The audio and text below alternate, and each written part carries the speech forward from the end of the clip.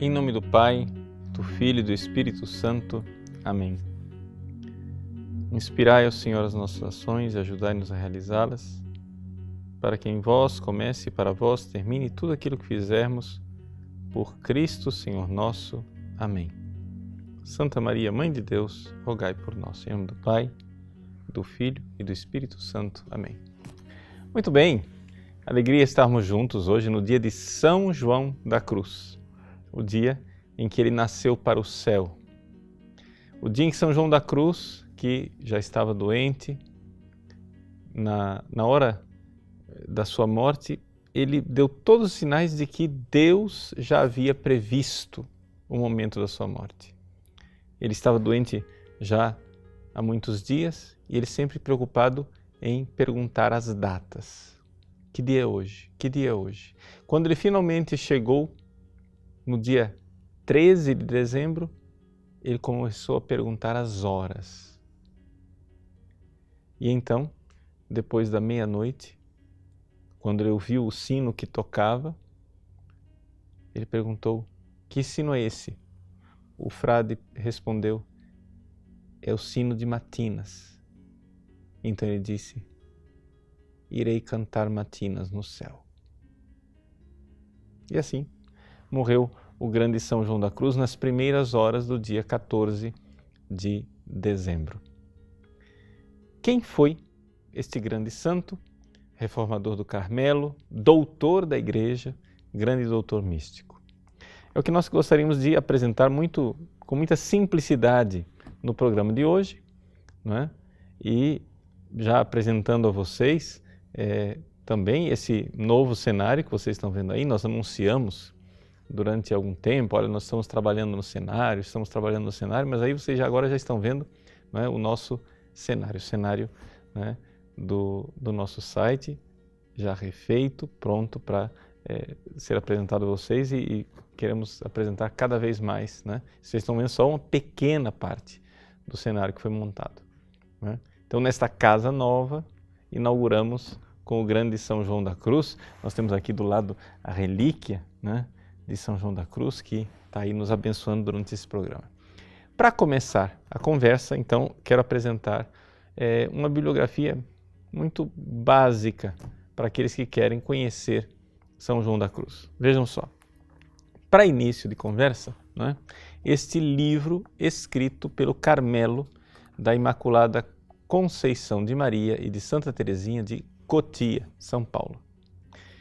Por que eu apresento esse livro como sendo a obra, digamos assim, introdutória inicial? Por quê? Por 3 razões, né?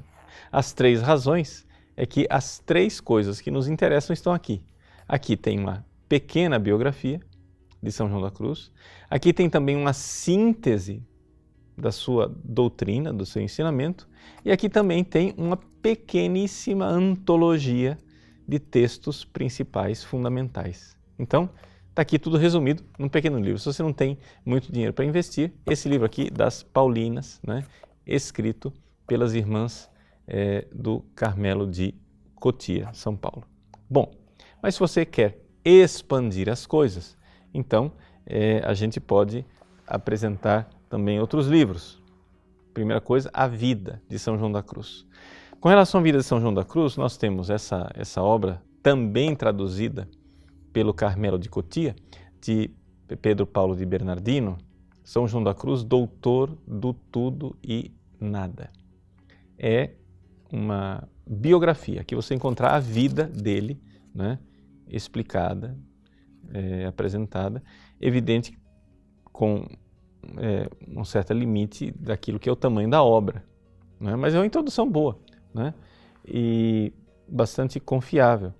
Existe a famosa e clássica obra da vida de São João da Cruz, escrita pelo Frei Crisógono de Jesus Sacramentado, não é?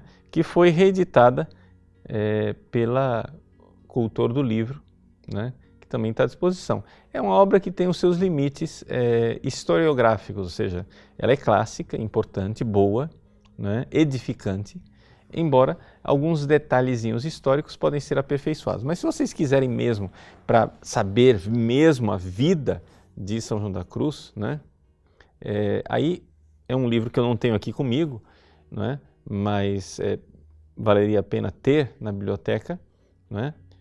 É um livro chamado Tiempo e Vida de San Juan de la Cruz, da Bach. É publicado por dois carmelitas, um calçado e outro descalço, né?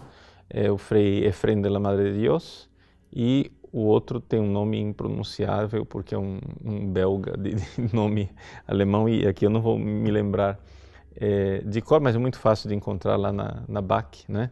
Tiempo e Vida de San Juan de la Cruz.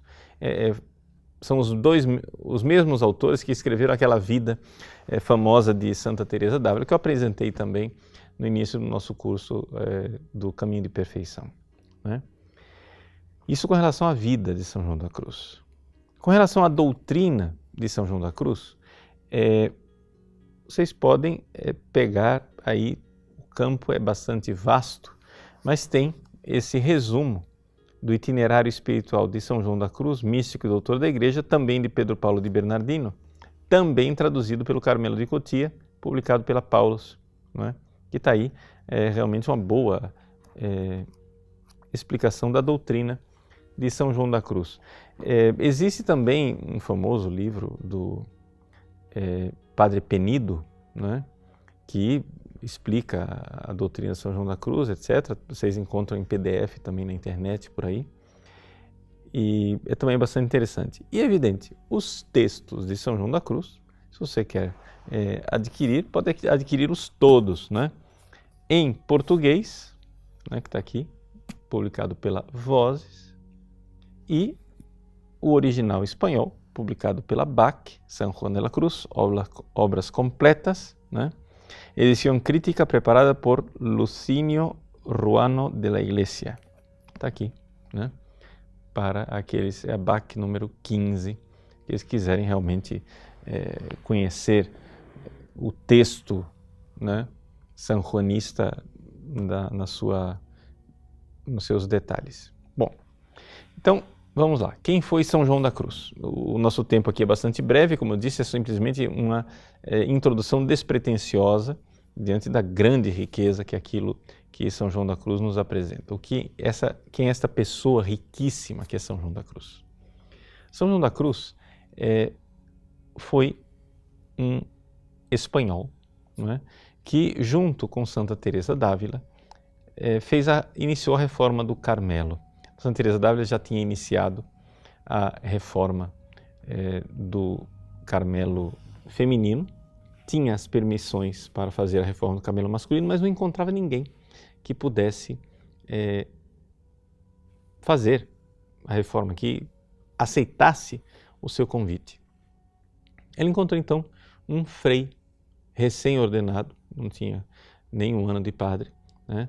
O frei João de São Matias, que seria o nosso São João da Cruz, né? Que depois mudou de nome. Quem era esse frei João de São Matias que aceitou o convite de Santa Teresa d'Ávila? Bom, antes de tudo, ele veio de uma experiência familiar muito sofrida. O seu pai, não é, Gonçalo de Yepes, era um homem de uma família abastada que resolveu se apaixonar por uma menina pobre. Se casou com ela, mas a família por isso o deserdou.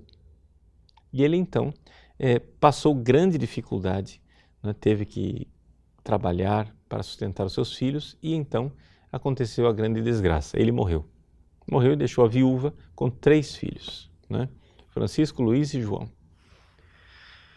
Ali, diante dessa miséria, a pobre viúva foi bater na porta dos Yepes, dos que tinham como sustentar aquelas crianças, e pediu, implorou que pelo amor de Deus, se não fosse por ela, mas pelo sangue que corria na veia daquelas crianças, que era o sangue deles, não é?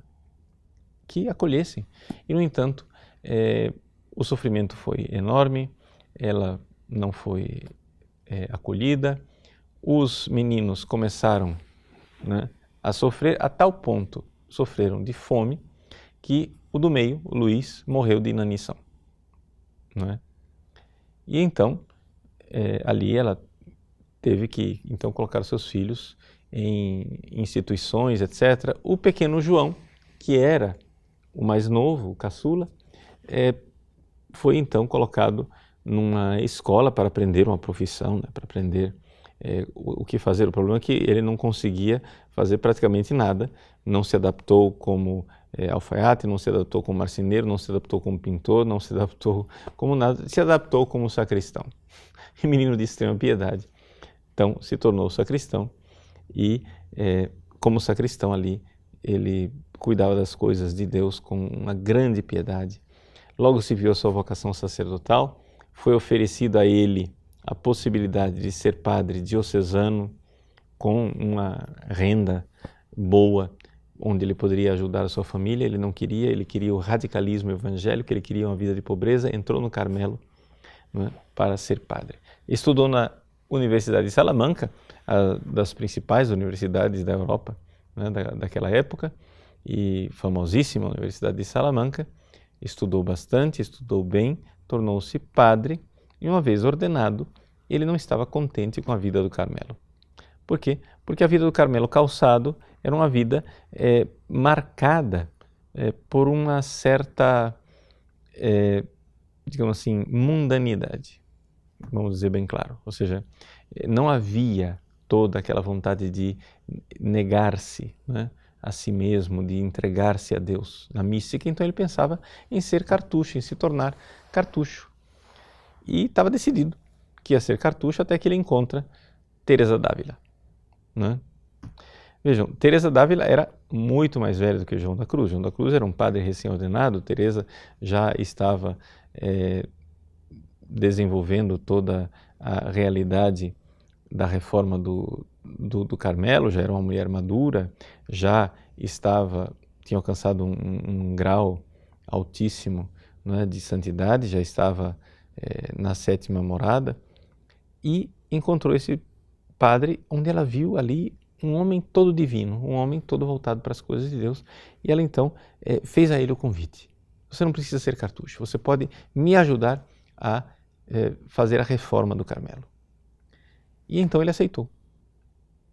Formaram a primeira casinha, né, do Carmelo reformado. Eram 4, uma comunidade de 4, mas uma comunidade um pouco heterogênea. No fundo eram somente 2, os frades calçados que estavam lá, e eles viviam uma vida de uma imensa doação a Deus. Uma carta da própria Santa Teresa descreve, né, aquilo que ela encontrou ali na vida de São João da Cruz, dizendo assim que grandeza aquilo que ela estava vendo. É uma carta de 1569, né?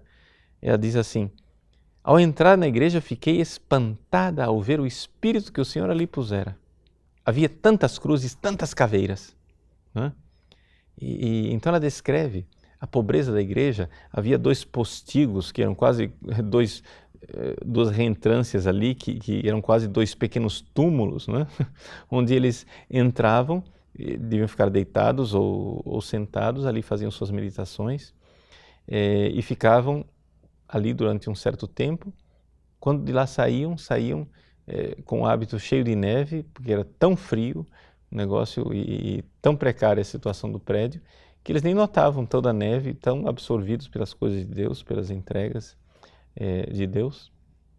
Rezavam muito, faziam muita penitência, se flagelavam, jejuns, penitências, e também faziam um apostolado, andavam léguas para ir pregar o Evangelho, e depois que andavam léguas, andavam descalços de verdade, né? Porque naquela época ainda eles não tinham feito as alpargatas que eles iriam usar, e caminhavam na neve, né, com os pés descalços, né? Nesse pequeno período aí, os carmelitas descalços eram realmente descalços, né?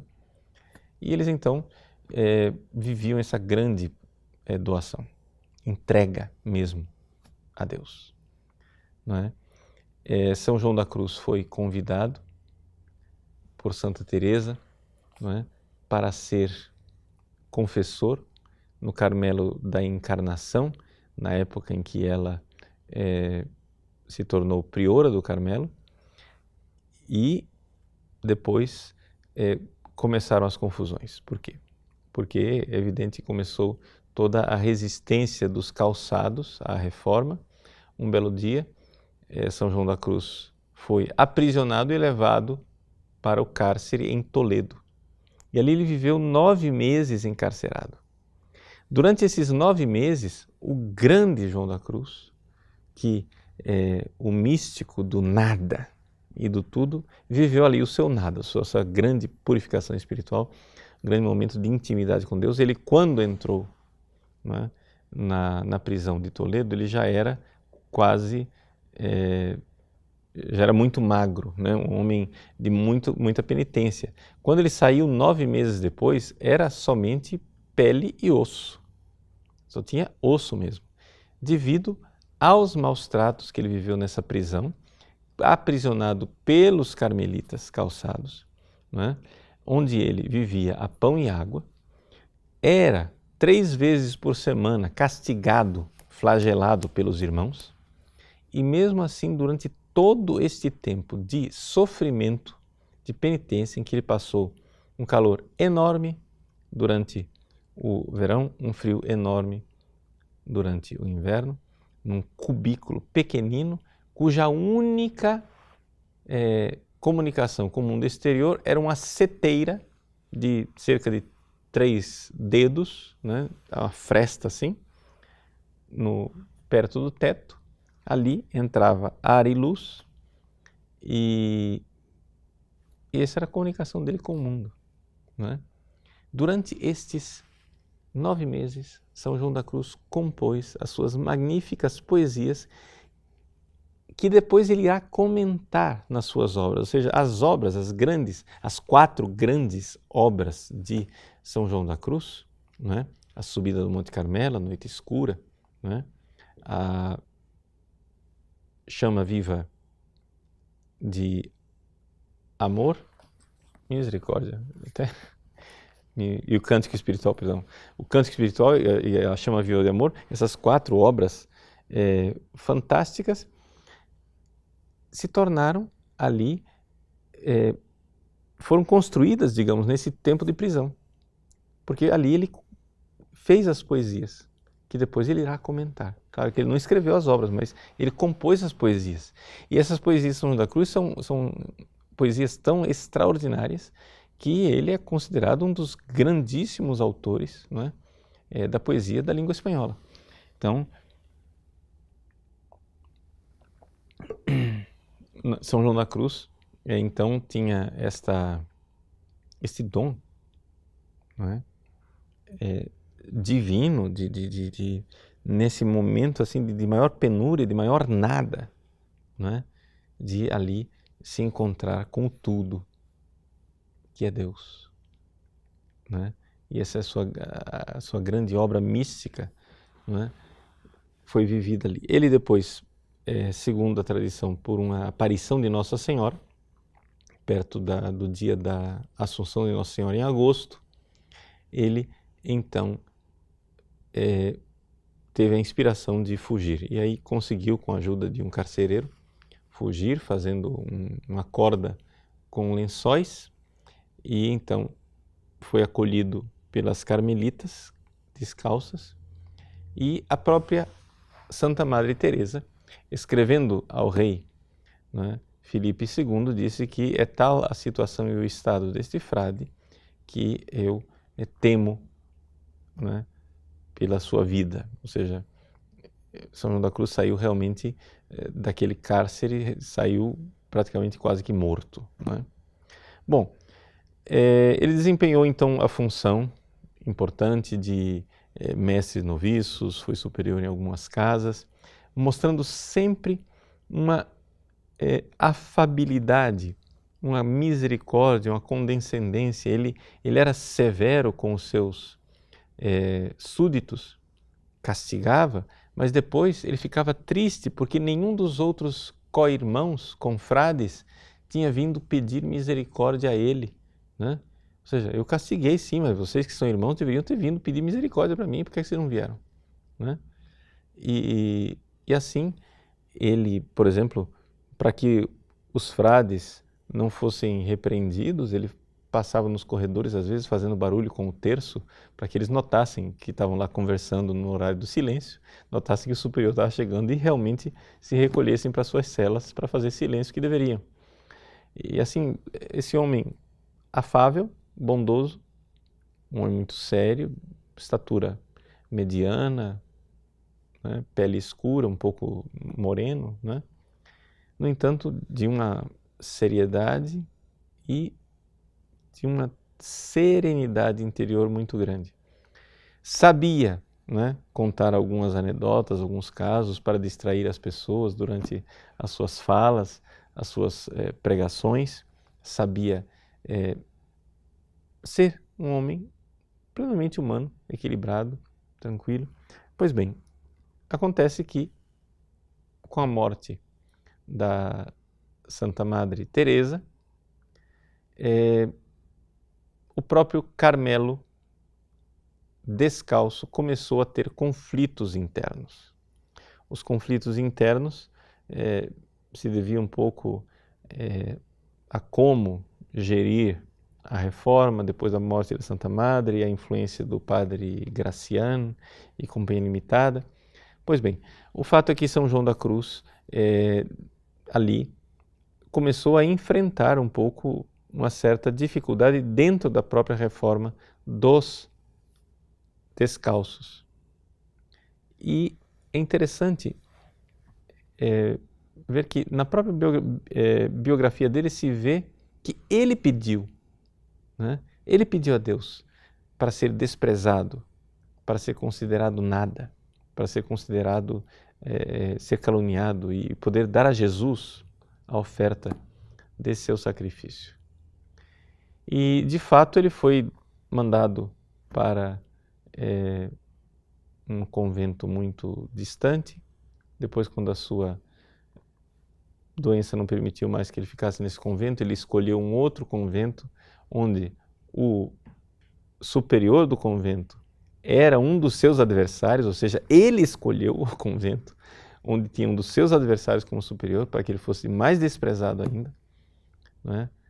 E diante de tanta santidade, na hora da morte, ele chamou o superior que o havia antagonizado durante tanto tempo, pedindo a ele: Frei, eu sou o Frei João da Cruz, pobre carmelita descalço e nada tenho, e quero pedir ao Senhor este hábito que eu estou usando como esmola para eu ter com que ser enterrado,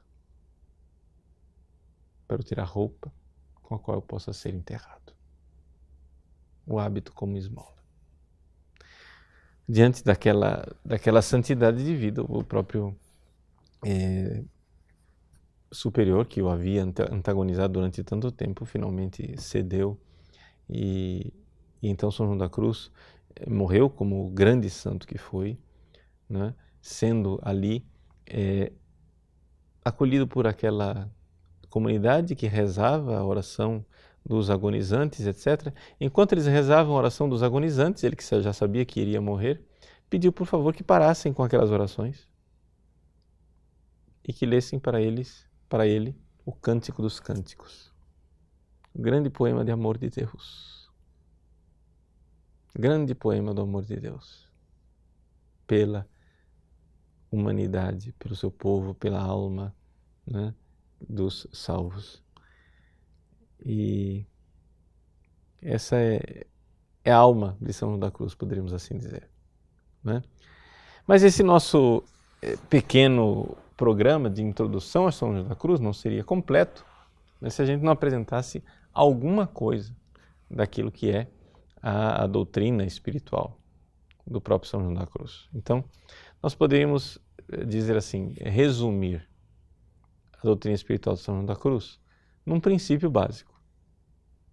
E o princípio básico é o seguinte: a criatura é nada e Deus é tudo.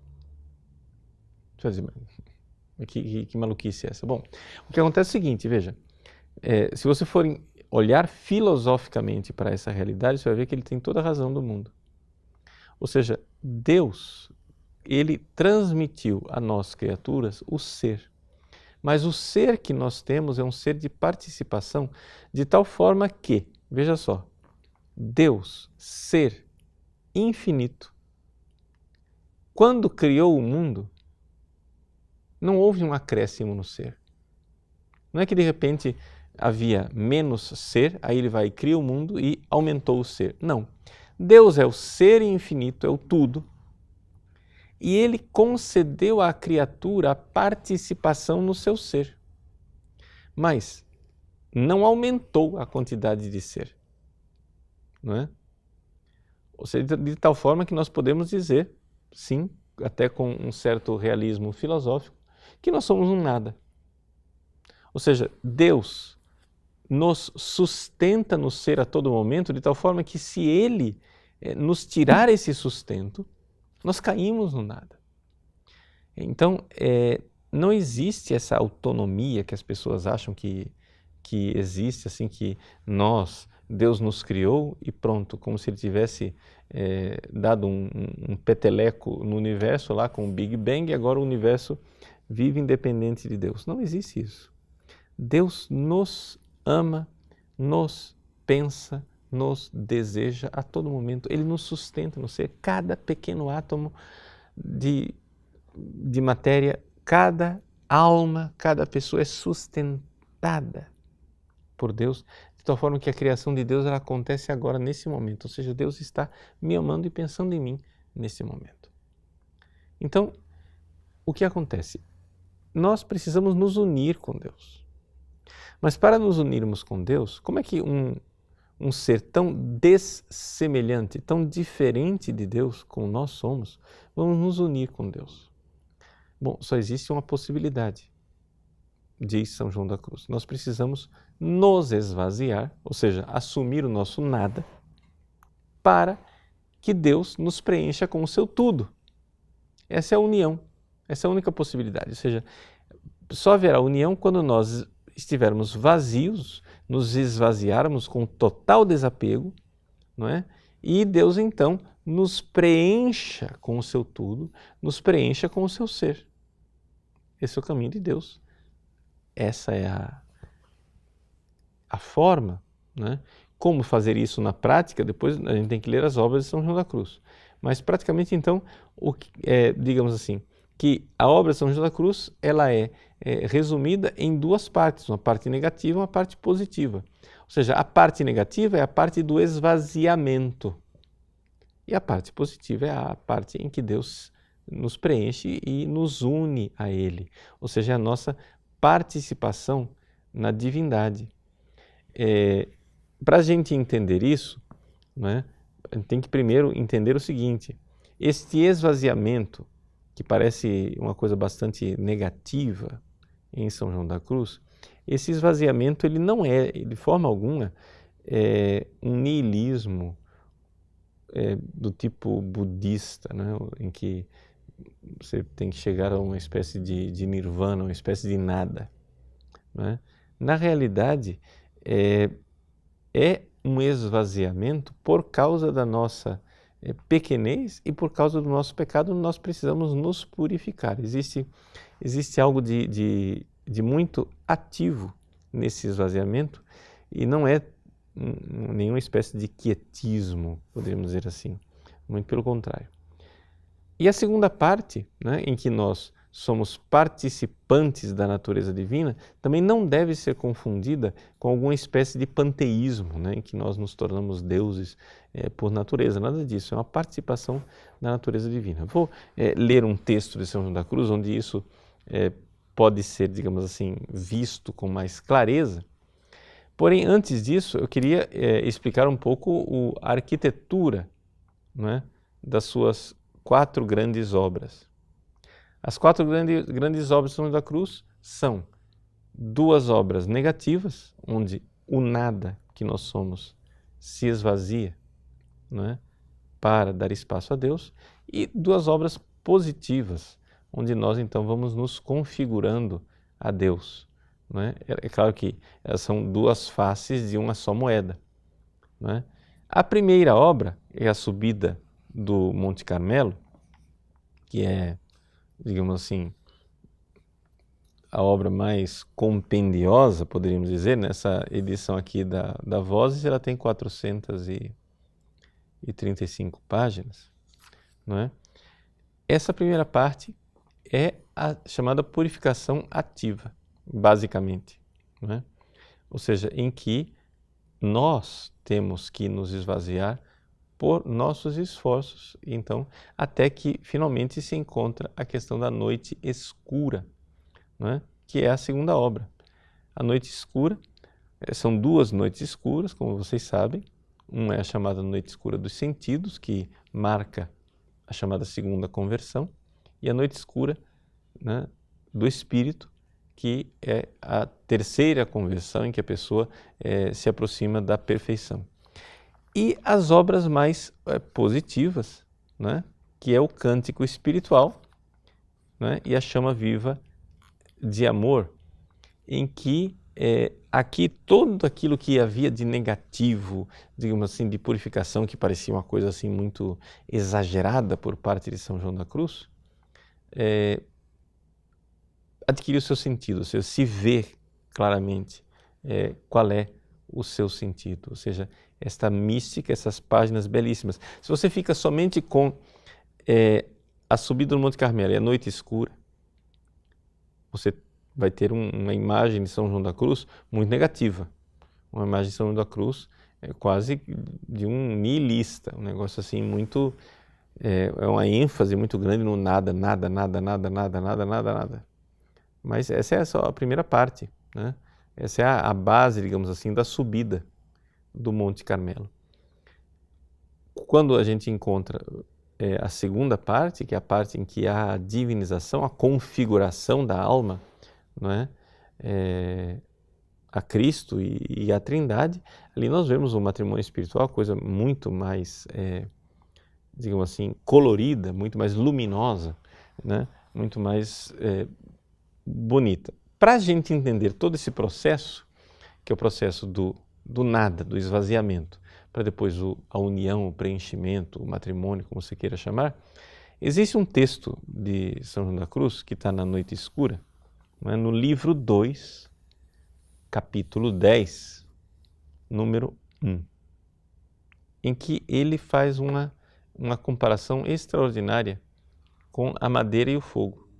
E ele quase que vai mostrando as etapas, né, digamos assim, das 4 obras dele, né, digamos, a gente poderia chamar de fases, né? Ele diz assim, então Noite Escura, livro 2, capítulo 10, número 1. Vemos que esse fogo material, ateando-se na madeira, começa a secá-la, para tira-lhe a umidade e lhe faz expelir toda a seiva. Então, veja só, primeira fase, secar a madeira, né? Fazer com que ela vá expelir toda a seiva. Então, podemos dizer aqui que essa é purificação ativa, né? Ou seja, a primeira fase da purificação. Aí ele diz assim, logo continua a sua ação, enegrecendo a madeira, tornando-a escura e feia e até com mau odor. E assim a vai secando pouco a pouco e pondo à vista a fim de consumi-los todos os elementos grosseiros e escondidos que a madeira encerra, contrários ao mesmo fogo. Então essa é a segunda parte. Então a primeira coisa vai secando, secando, secando, secando, até que a madeira fica até mal cheirosa, fica fedida. Mas aí não para por aí o processo de purificação, tem a segunda fase, que a gente poderia chamar de noite escura, né? Em que a madeira vai ficando preta, né? Vai virando carvão mesmo. Bom, uma vez que ela chegou nessa fase, ela chegou à fase, ao fim da fase, digamos assim, negativa. Aí vem a parte da fase positiva, em que ele diz assim, Finalmente, põe-se a inflamá-la e aquecê-la por fora, e até penetrá-la toda, transformá-la em fogo, tão formosa como ele próprio. Então, é quando ali a madeira se torna brasa. Então a madeira fica, não há mais como distinguir madeira e fogo. A madeira é o fogo é a madeira. Né? Tornou-se a mesma coisa. Ele diz assim, e chegando a este fim, já não existe na madeira nenhuma propriedade nem atividade própria, salvo o peso e a quantidade, maiores que os do fogo, pois adquiriu as propriedades e as ações do próprio fogo. Então veja a configuração. Então, aquela coisa toda negativa que se apresentava de purificação, etc., etc., de repente se torna luminosa, porque a madeira ela se torna como fogo. É claro, aqui a madeira é a nossa alma e o fogo é Deus. Então, é assim que se dá o processo de purificação e de transformação. Para a gente apresentar a doutrina de São João da Cruz, acho que seria bastante incompleto se a gente não falasse, né, desse famoso quadro de São João da Cruz, né, do Monte da Perfeição. Por quê? Assim, eu não vou, evidente, explicar tudo, porque seria muito extenso fazê-lo, mas basicamente a ideia é a seguinte: existem 3 caminhos, né? 2 caminhos que não levam a lugar nenhum e um caminho estreito que é o que leva à perfeição. O caminho estreito que leva à perfeição é esse que está aqui no meio, né? Existe do lado de cá, né, o caminho do espírito imperfeito e existe do lado de cá o caminho do espírito errado, do espírito que se desvia. Esses caminhos, eles são largos no início e vão afunilando no final, né? Por quê? Porque são caminhos errados que não levam a nada. Enquanto o caminho de Deus, né, esforçai-vos para passar pela porta estreita, né, é esse caminho aqui, do meio, que onde São João da Cruz parece bastante radical. Por quê? Porque ele pede que nós nos desapeguemos, veja só, aqui é que vem o surpreendente, que nós nos desapeguemos dos bens terrestres, naturais, mas também nos desapeguemos dos bens celestes sobrenaturais. Isso é surpreendente. Você não esperava por essa, né? Você achava que não, tem que desapegar da terra e apegar as coisas do céu. Não, tem que também desapegar das coisas do céu. Por quê? Porque quando a pessoa vai crescendo espiritualmente e ela vai se apegando às coisas deste mundo, não é? E evidente que ela fica pesada e não cresce. Mas também se ela se apegar às coisas espirituais, não é? Aquilo que são as consolações divinas, aos bens espirituais, ela vai começar a se aproximar de Deus por interesse, que também não é correto, ela também vai ter que se purificar disso. Então, não é? É por isso que ele diz assim, os bens da terra, né? Você não pode procurar o descanso, você não pode procurar a ciência, a honra, a liberdade e o gosto. Se desapegue disso. Mas também os bens do céu. Você não pode se apegar ao saber, aos consolos, às consolações, aos gozos, à segurança e à glória. Ou seja, no caminho estreito, lá no meio, ele escreveu, né, 5 vezes, nada, nada, nada, nada, nada. Você tem que se esvaziar mesmo. Você vai chegar e dizer assim, mas padre, pelo amor de Deus, esse homem é muito radical, né? Mas é que esse radicalismo de São João da Cruz, não é? Ele é um radicalismo que depois se reveste de uma beleza extraordinária. Por quê? Porque, primeira coisa, você tem que ver que é um radicalismo muito lógico. E a lógica é a seguinte: quando você ama uma coisa, você, de alguma forma, se transforma naquela coisa, você é configurado àquela coisa. Ora, se você que é uma alma feita para Deus, ama coisas aqui da terra, você se rebaixa como elas. Ou, pior ainda, você fica abaixo delas. Por quê? Porque é típico do amante se subjugar ao amado. Quando você ama uma pessoa, de alguma forma, você se torna dependente dela e submisso a ela. Então, se você ama as coisas daqui da terra, por boas e honestas que elas sejam, atenção, não estamos falando de pecado aqui. Nós estamos falando de coisas boas, os bens da terra. Porque quando você ama as coisas aqui da terra, ou até mesmo as coisas que são presentes de Deus, mas não são Deus, você se subjuga a essas coisas. Mas quando você ama Deus, então você se configurou a Ele e você vai para o nível de Deus. Você então se coloca no nível dele. E o fato de você estar subjugado a Deus não é problema nenhum, porque afinal das contas nós somos criaturas e nós somos feitos para ser subjugados a Deus mesmo. É exatamente isso.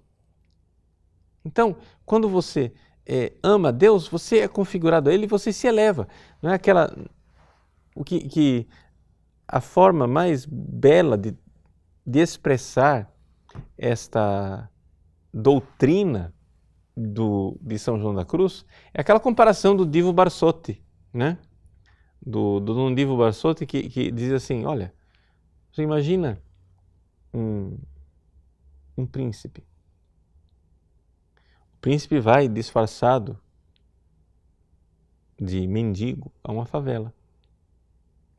E ele se apaixona por uma favelada. Mas até aí, nada vai mudar a vida da favelada. Mas se a favelada amar o príncipe, ela vai se elevar. Ela vai se elevar porque ela se tornará princesa. Assim é Deus. Se você ama Deus, você se torna divino. Mas como é possível amar a Deus se nós estivermos apegados afetivamente às criaturas aqui na Terra? Então é necessário você passar por este nada, para que então um dia você possa reencontrar as criaturas às quais você se desapegou em Deus. Porque quando você perde tudo para ir para Deus, na verdade você não perde nada, porque você vai reencontrar todas essas coisas em Deus. Mas é necessário passar por um processo de desapego e purificação. Então, assim, a doutrina de São João da Cruz, que parece uma coisa impossível para o homem comum, impossível para um homem casado, pai de família, para uma mulher casada, mãe de família, na verdade não é impossível. Por quê? Porque você tem que se desapegar, não materialmente e efetivamente das coisas. Você precisa se desapegar afetivamente das coisas. De tal forma que você depois, porque você vive no mundo, você tem que ter as coisas, mas você tem que se desapegar das coisas. Né? E você tem que ter a sua esposa, você tem que se desapegar dela, não rompendo o casamento e se tornando monge. Você continua casado com ela. Mas é que agora você, se desapegando dela, vai conseguir amá-la em Deus. É aqui que essa coisa, e viver verdadeiramente é a realização plena do sacramento do matrimônio. Em que, na verdade, você não ama a sua esposa por ela mesma, mas a ama como Cristo ama a igreja. Então a coisa acontece, né, na plenitude do sacramento.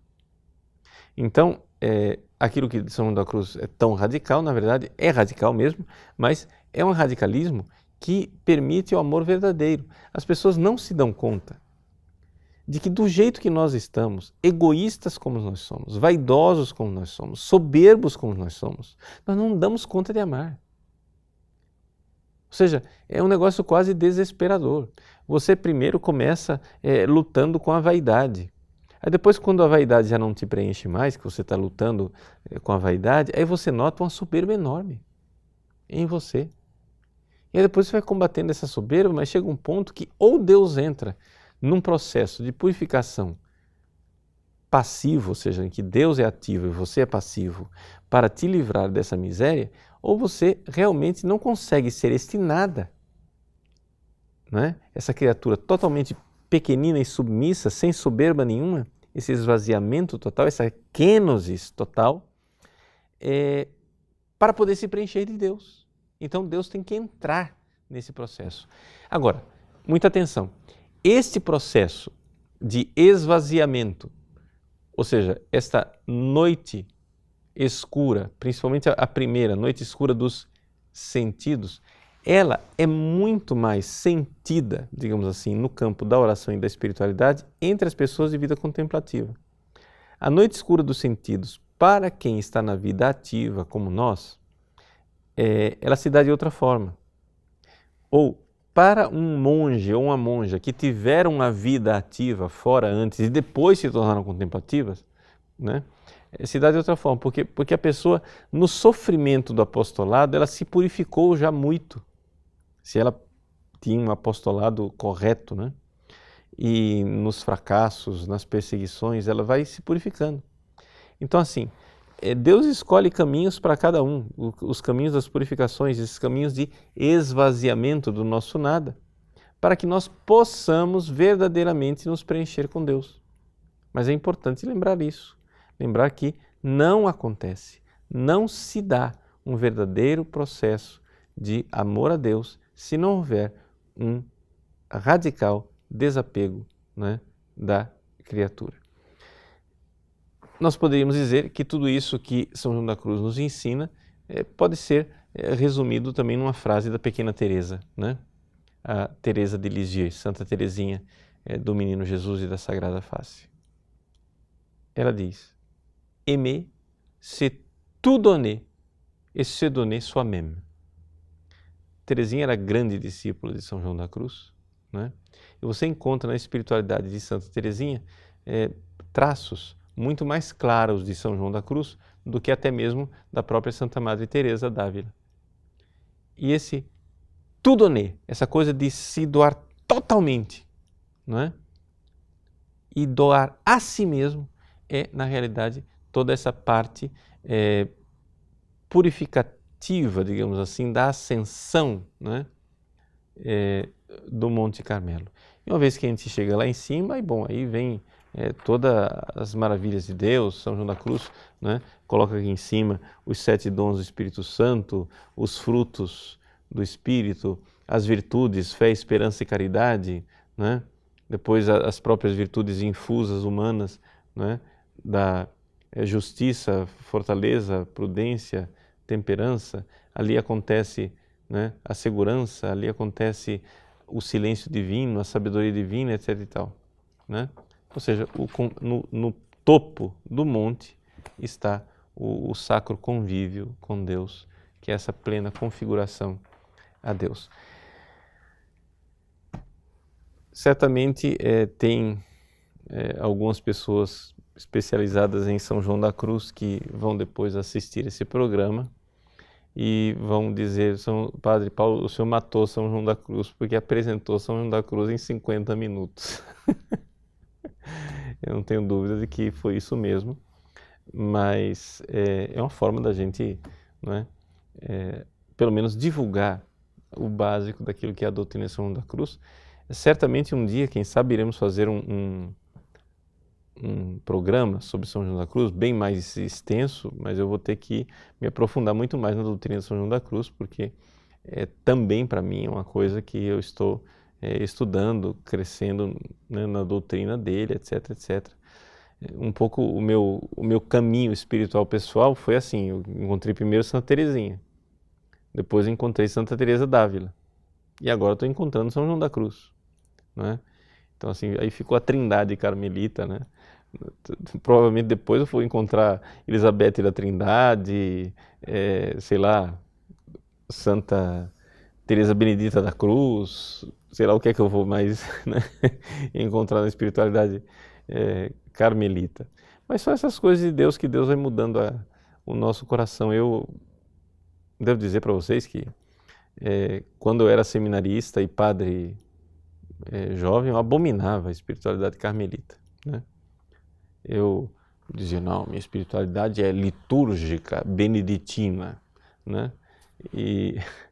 Mas depois da morte de São João Paulo II, né, que era um homem de grande profundidade no conhecimento da espiritualidade carmelita, né, ele de lá do céu acho que colocou a mão novamente na minha cabeça e foi mudando a minha cabeça, né? Então, é um pouco isso que eu queria partilhar com vocês a respeito de São João da Cruz. Vamos fazer um brevíssimo intervalo. A gente volta daqui a pouco para um diálogo, a gente conversar a respeito de São João da Cruz e responder as perguntas se eu souber as respostas, né? Aí a gente se fala, tá? Deus abençoe. Até mais. Muito bem, então retornamos para tentar, né, responder algumas das perguntas. Vocês também são cruéis, vocês fazem cada pergunta, né? Muito bom, vamos começar com o Tiago Melo. Padre, como devemos entender o desapego ao saber e à ciência? Ele está se referindo ao gosto e à soberba que podem vir com a sabedoria e o conhecimento? Bom, veja, Tiago, de fato, pode parecer uma coisa assim um pouco... a gente busca, né, a contemplação da verdade, a gente busca o conhecimento de Deus, afinal, os dons do Espírito Santo, existe o dom da sabedoria, o dom da ciência, etc, etc. Mas o que ele está falando aqui, né, na realidade, é o seguinte, veja, existe duas coisas básicas, né?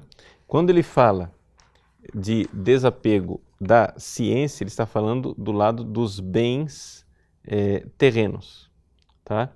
Então, ele está claramente aqui se referindo à ciência das realidades terrenas, o que significa o seguinte, existe muitas vezes um problema, não é?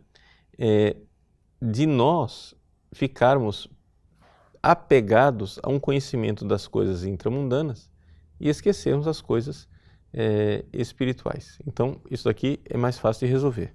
O problema maior é quando ele, do lado dos bens do céu, ele coloca o saber.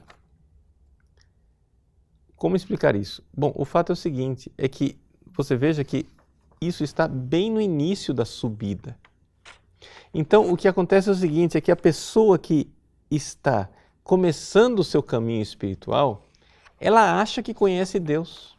Ela acha que sabe as coisas divinas porque estudou o catecismo e, no entanto, a grande realidade é que quando você vai crescendo espiritualmente, você começa a ver que, no fundo, não existe conceito no qual caiba Deus, não é? E sem ficarmos num fideísmo, numa espécie de não conhecimento, de niilismo, né? Na realidade, o que acontece mesmo é que a gente tem que pegar as pequenas ideias que nós temos de Deus e tudo isso tem uma tendência muito grande de se transformar em ídolos. Ele vai confeccionando um Deus à nossa imagem e semelhança. E isso precisa morrer. Isso precisa ser negado, não é? Ou seja, nós precisamos nos desfazer do Deusinho que a gente acha que compreende. Para então, uma vez que a gente, né, sobe, aí aqui em cima, então se manifesta o dom da sabedoria e da ciência, propriamente dito. Mas é que houve inicialmente digamos assim, uma necessidade de um desapego nesse campo, né? Segunda pergunta. Lucas Eduardo, Padre Paulo, sua bênção. Quais são os sinais daqueles que chegam à noite escura dos sentidos? Olha, Lucas, o que acontece é o seguinte, aqui comparando com as moradas de Santa Teresa d'Ávila, não é? Aqui existe muita controvérsia com relação à distribuição das moradas e as noites escuras, tá? Mas, seguindo aquilo que é o caminho mais plausível, o que acontece é o seguinte, a primeira morada você vai e rompeu com o pecado mortal. A segunda morada é a grande tentativa, luta contra o pecado venial. Na terceira morada, quando a sua luta com o pecado venial já está bastante estabelecida, então você começa, não é, a viver uma realidade em que você vê que você não consegue subir mais. E esse não conseguir subir mais, né, Deus vai ajudando você e vai ajudando nós que somos de vida ativa, que não somos contemplativos, ajuda através de perseguições, de fracassos pastorais, de incompreensões, de calúnias, né, de doenças. Então, tudo isso vai acontecendo e a gente vai tendo essas purificações, né? Então, na realidade, não se preocupe muito se você está na noite escura dos sentidos. Se preocupe com o seguinte: as permissões divinas, ou seja, Deus vai permitindo os sofrimentos para você. Abrace a cruz. Jesus mesmo disse: renuncie a si mesmo, tome sua cruz dia após dia. E através deste abraçar a cruz, você vai se purificando, né? Então aceite os problemas da vida como um caminho, né, de purificação, sem que isso, atenção, afete os outros. É evidente, se você é pai de família, se você é responsável por uma comunidade, etc, etc, as injustiças, elas podem ser acolhidas interiormente como cruz, né? Mas você, é evidente, vai ter que lutar, né, para reparar aquela injustiça, resolver aquele problema, porque tem uma comunidade inteira que pode sofrer, né, com isso tudo. Marcos Antônio: Padre Paulo, ao afirmar que somos dessemelhantes a Deus, não estamos contrariando nossa fé de que somos imagem e semelhança de Deus? Marcos, não. Por quê? Porque, na realidade, quando você fala de teologia, você tem que sempre se dar conta do seguinte, que as palavras, elas têm vários sentidos. E quando as Sagradas Escrituras nos falam que nós somos imagem e semelhança, né, ela está querendo dizer uma coisa. Quando São João da Cruz fala da dessemelhança, ele está querendo dizer outra coisa e não há contradição. Por quê? Porque nós estamos em âmbitos diferentes. A imagem e semelhança da Sagrada Escritura quer dizer o seguinte: na criação, o homem foi feito em toda a criação para ser imagem. Primeira coisa que os anjos não conseguem ser, nesse sentido de que nós temos corpo, nós somos visíveis, etc. e tal, e semelhança. E essa semelhança, ela significava exatamente a graça no qual o homem se encontrava antes do pecado original, não é? Então havia, sim, um caminho, não é? Em que, apesar da pequenez do ser humano, o ser humano já estava agraciado e estava neste caminho de configuração a Deus. Pelo pecado original, as coisas se tornaram um desastre. Então nós perdemos a semelhança, né? E nos tornamos somente imagens. E é isso que quer dizer a Sagrada Escritura. Já o que São João da Cruz está querendo nos dizer é outra coisa.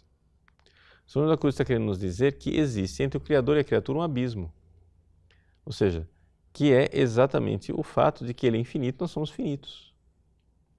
E e por mais que eu possa dizer que Deus me criou à sua imagem e semelhança, não há como negar esse abismo. E esse abismo ele existe não por causa do pecado. Esse abismo ele existe, ele é um abismo ontológico. Ele é criador, nós somos criaturas. Ele é a fonte do ser e nós somos totalmente dependentes. Então, essa realidade, ela digamos assim, algo que qualquer um pode refletir e enxergar filosoficamente. Então, a pergunta é: como é que eu, finito, limitado, vou agora estar em contato e em comunhão com o infinito e o ilimitado? E esse é o grande problema. E é isso que ele quer dizer com dessemelhança. Tá? Christian Gurgel: Padre, o que é necessário para começar a ler os escritos de São João da Cruz? Posso ir direto aos escritos? A filosofia ajudaria? Porque acontece de muita gente ler e acabar não entendendo. Christian, então, eu aconselho a você a não ir direto para os escritos. Vá, né, para aquilo que é uma introdução. Pega aquele livro lá, né, são esses dois livros, né?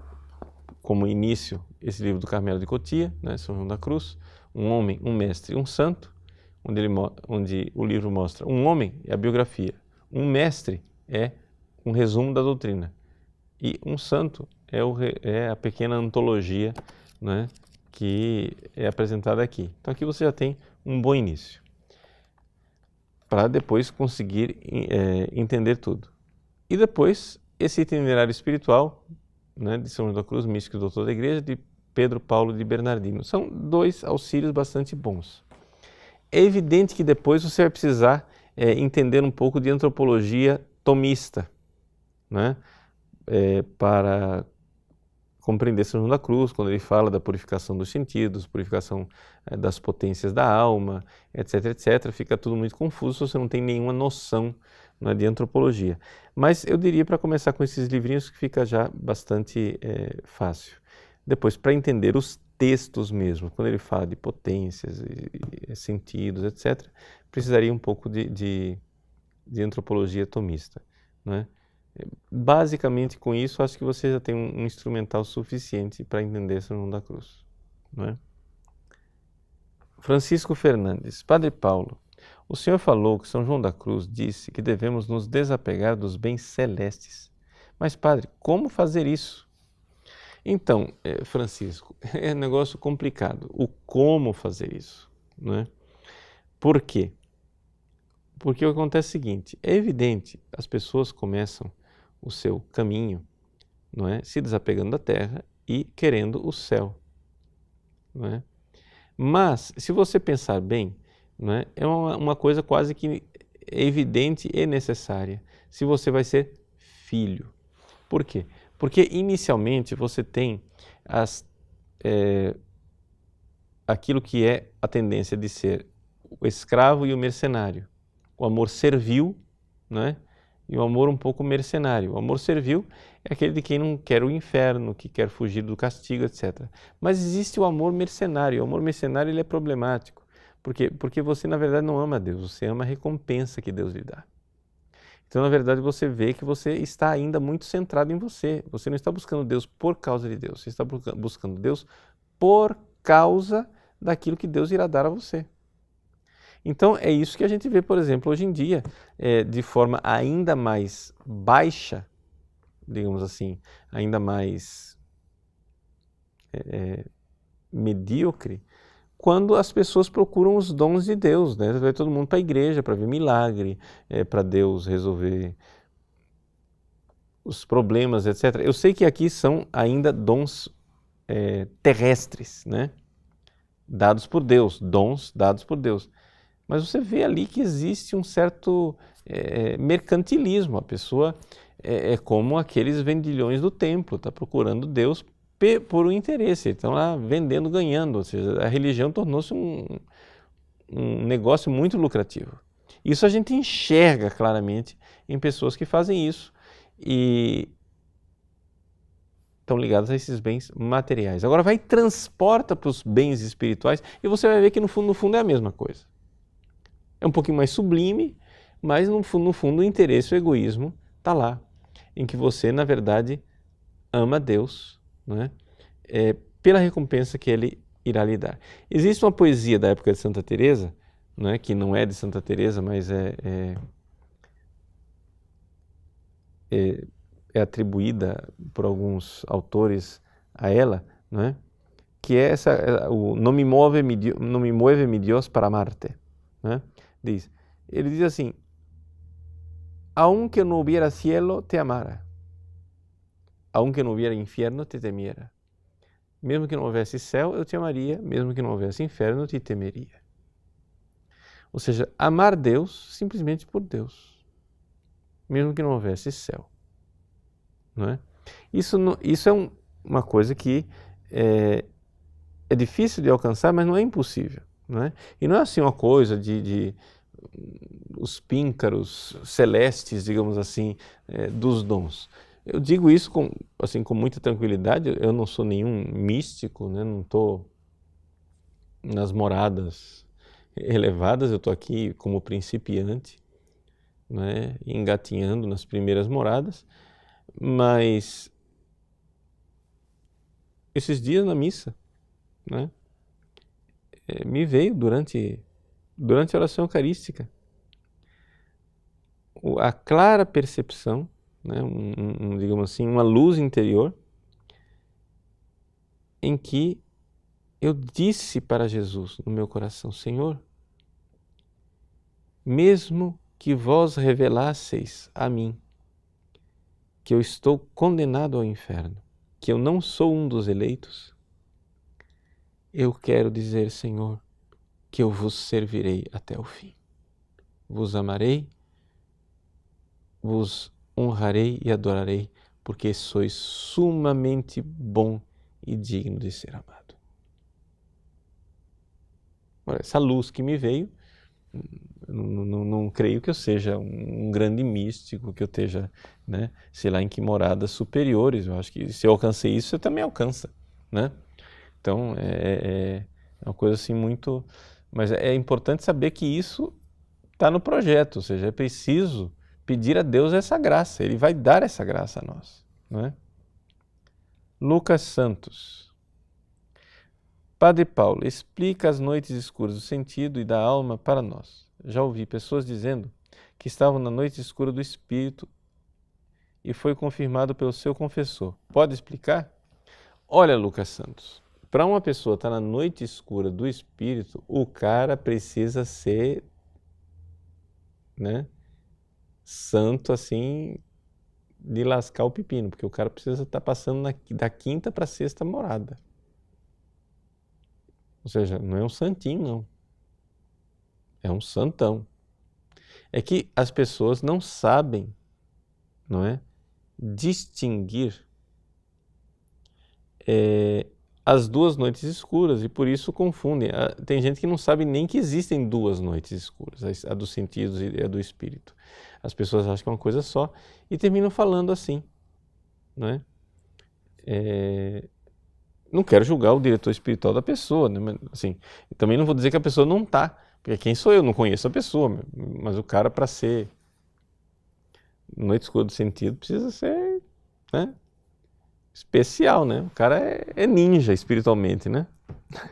Bom, agora, o que é a noite escura dos sentidos? Bom, veja, a noite escura dos sentidos é uma coisa muito mais simples. Nós estamos... a nossa tendência espiritual, não é buscar as recompensas, é buscar aquilo que é gostoso. Então, o que acontece? Deus vai e fecha a torneira, né, do gosto, não é? Daquilo que são as recompensas, e te faz passar pelo cadinho da humilhação, da cruz, da secura, da aridez, etc. e tal. Tudo isso, a noite escura dos sentidos, ela é bastante comum. O próprio São João da Cruz diz isso, que ela é bastante comum. Bastante comum, calma lá, na época dele. Hoje em dia, digamos assim, que não é comum um cristão estar na primeira morada. Infelizmente, tem muita gente em pecado mortal, recebendo comunhão, indo à missa, não está nem aí, porque nós estamos numa bandalheira, o pessoal está numa situação de crise de igreja que é muito complicada. Então, a quantidade de gente que acha que está salvo, na verdade, está na rampa do inferno, né? Eu não quero ousar julgar ninguém, mas eu acho, pela experiência de confessionário que eu tenho, que é algo assim considerável, né? Mas na época de São João da Cruz, né, havia assim, entre os religiosos, né, uma vontade mesmo grande de ser de Deus. E então havia inúmeros religiosos que chegavam à noite escura dos sentidos, né, que era uma coisa bastante comum, não tão rara. Enquanto a noite escura do espírito, essa é a coisa rara, porque aí você está numa situação em que Deus está purificando, não é, a sua fé, para que a sua fé seja totalmente pura, não é? Então aqui você já está num nível elevado, você está purificando, né, as suas virtudes teologais e, sobretudo, a fé. Santa Teresinha do Menino Jesus, né, naquela purificação enorme que ela vivia, embora a vocação de Santa Teresinha do Menino Jesus é um pouco difícil de explicar e de encaixá-la dentro da questão das moradas e das noites escuras, porque parece que Deus a escolheu um pouco para ser a mestra desse nosso século de ateus e fez com que ela então vivesse uma experiência, digamos assim, de padecer nela mesma, na sua alma, né? Aquilo que os grandes ateus padecem. Então, assim, parece uma vocação um pouco especial. Mas seja como for, é isso, essa coisa da purificação da fé, né? Essa realidade de você interiormente estar vivendo, né, uma tal escuridão, a escuridão própria dos ateus, e continuar crendo, né? E isso daqui é uma coisa para pessoas realmente mais avançadas, tá? Então, acho que encerramos por aqui, tá? Para termos um pouco essas perguntas. Eu também não sei que tem mais perguntas de vocês, mas gostaria de agradecer a vocês todos, né, por terem comparecido a essas aulas. Nós vamos aí continuar no nosso site, vocês estão vendo aí o novo cenário, e quero pedir a vocês um favor. Veja só, aqui eu não gosto muito de fazer apelos, né, e pedidos de doações, porque o nosso site, graças a Deus, ele vive e sobrevive daquilo que são as mensalidades dos alunos, e a gente dá conta do recado. Só que aconteceu que, com o investimento que nós fizemos do estúdio e do cenário que você está vendo aí, aconteceu que nós não prevíamos a crise. Ou seja, nós estávamos num crescimento escalonado, né, bastante constante, de alunos, e prevíamos um certo número de alunos assinantes. Por isso fizemos antecipadamente alguns investimentos, só que aí veio a crise. E já faz uns 5, 6 meses que o nosso número de alunos não cresce. Então nós estamos um pouco rolando uma dívida que, graças a Deus, não é muito grande, né? Mas é uma dívida. Então eu gostaria de pedir a você que é aluno, você que já fez alguma doação para o nosso site, que lembrasse de nós nesse fim de ano, né? Ou seja, que você contribuísse conosco fazendo uma doação a mais. Você vai receber seu 13º ou vai ter uma disponibilidade a mais. Não se aperte por nós, não é isso. Mas se você tem uma disponibilidade a mais, né, nós estamos precisando de sua ajuda. Estamos estendendo as mãos e dizendo, por favor, nos ajude, porque nós estamos um pouco apertados. Não é nenhuma tragédia, não é nenhuma catástrofe, mas o aperto, né, tá aí, fim de ano, né? Nós temos alguns compromissos para saldar e estamos rolando, na verdade, né, empurrando com a barriga uma dívida. Então, se você tiver condições, eu peço sua ajuda, né, e que Deus recompense, né? O que nós podemos dizer é que nós iremos retribuir com muito trabalho no ano 2016 e queremos trabalhar mesmo e oferecer para vocês, né, realmente um serviço de qualidade para que nós sejamos cada vez mais essa família espiritual, a família espiritual que quer crescer na virtude e estar próximo de Deus, tá bom? Deus abençoe vocês, né? E vamos agora dar a bênção com a relíquia de São João da Cruz. Que São João da Cruz seja para nós realmente este dom, esse grande mestre, grande doutor, né, de nossas almas, que nos ensina o caminho da santidade. O Senhor esteja convosco, Ele está no meio de nós. Abençoe-vos o Deus Todo-Poderoso, Pai e Filho e Espírito Santo. Amém. Uma boa noite a todos. Deus abençoe você.